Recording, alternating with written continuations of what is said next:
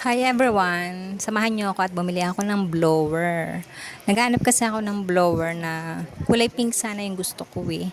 So ang napili ko talaga is rose pink. Pero ito sana tong kulay pink na isa na dowel na handy siya at pwedeng gamitin pang travel. Kaya lang, nag-isip ako, parang ano ba talaga mas maganda? Pero kung sa pang travel, yun, maganda yun. Parang space saver lalo na kung maliit yung bag nyo. So, ito pa rin ang napili ko. Naghahanap sana ako yung may cold temperature. So, ang price nito is 749 pesos, guys. Ang bibiling ko sana yung may cold temperature. Kaya lang sobrang medyo mataas siya. Pricey pala siya, mga 3,000, 2,000. So, ang pinili ko na lang, ito lang yung budget friendly siya. So, 749 pesos. Meron siyang warranty at syempre 7 days replacement. Ito meron din siyang cold pero hindi siya ganun kalamig katulad talaga ng masyadong mahal na mga 3,000, ganyan. Ang may natry ako doon sa may Watson. Ang ganda kasi talaga, uy, ang lamig lalo na, 'di ba sa Pilipinas mainit. Kaya lang ang budget natin is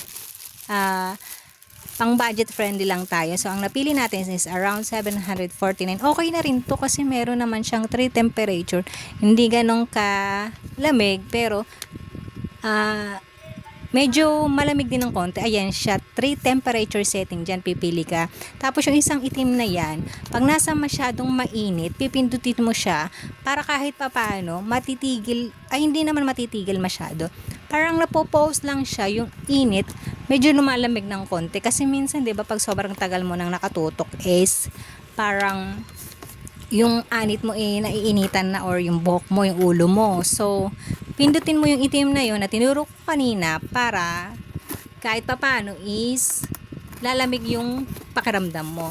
So, 2-speed siya guys at meron siyang warranty at meron siyang instruction booklet. Babasahin nyo yan guys para makaiwas kayo sa disgrasya. May mga do's and don'ts siya. In case na hindi nyo alam, kailangan ay basahin nyo yan para makaiwas kayo sa mga bagay na hindi nararapat. So, nakalagay ito, prevent risk of electric shock. Do not immerse the appliance in water or any other liquids. Do not use the appliance in immediate proximity to a bath, a shower, or a swimming pool. Do not spray aerosol products when the hair dryer is on operation, and so on.